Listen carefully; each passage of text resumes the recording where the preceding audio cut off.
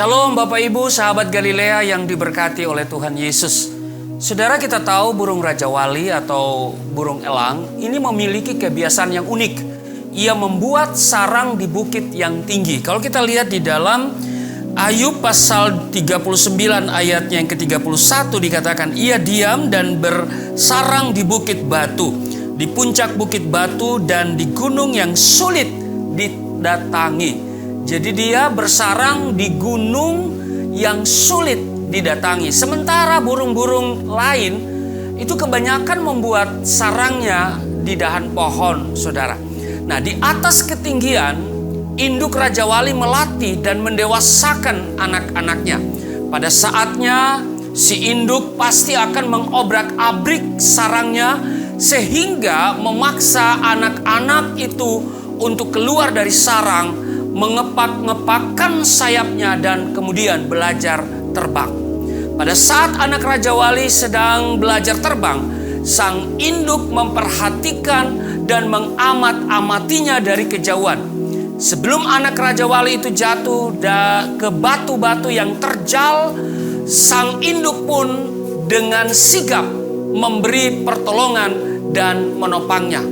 Saudara, sahabat Galilea yang diberkati Tuhan, ada kalanya Tuhan izinkan kita mengalami ujian dan tantangan hidup yang berat untuk melatih otot-otot iman kita dan membuat kita semakin dewasa di dalam Dia.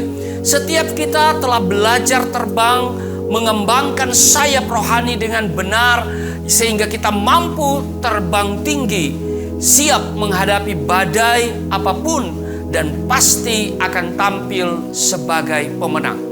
Tanpa adanya ujian atau badai, bagaimana kita bisa dikatakan sebagai pribadi yang berkualitas dan tahan uji? Yakobus berkata di dalam Yakobus pasalnya yang pertama ayat yang ketiga, sebab kamu tahu bahwa ujian terhadap imanmu itu menghasilkan ketekunan. Selain itu, burung Raja Wali juga memiliki mata atau pandangan yang sangat tajam. Ia mampu memandang dari jarak yang cukup jauh, bahkan dari atas ketinggian kurang lebih 3 mil dari permukaan bumi atau permukaan laut.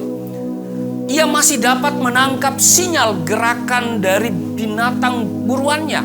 Untuk memastikannya, ia akan terbang merendah, lalu dengan kecepatan yang sangat luar biasa, ia akan segera menyambar mangsanya.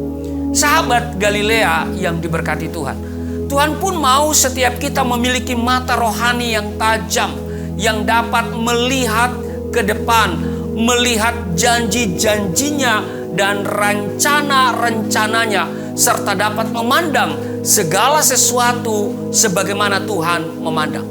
Jangan sampai mata kita hanya terfokus pada perkara-perkara yang lahiriah. Rasul Paulus menulis di dalam 2 Korintus pasal 4 ayatnya yang ke-18, sebab kami tidak memperhatikan yang kelihatan, melainkan yang tak kelihatan, karena yang kelihatan adalah sementara, sedangkan yang tak kelihatan adalah kekal. Karena itu saudara, arahkan pandangan kita hanya kepada Kristus, sebab bagi Dialah yang dapat melakukan jauh lebih banyak daripada yang kita doakan dan pikirkan, seperti yang ternyata dari kuasa yang bekerja di dalam kita.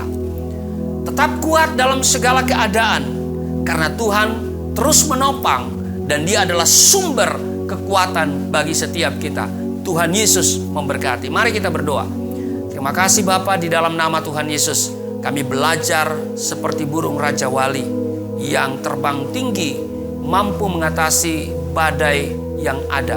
Karena itu kami yakin kami adalah anak-anak Raja Wali yang telah dipersiapkan Tuhan untuk menghadapi berbagai badai kehidupan ini.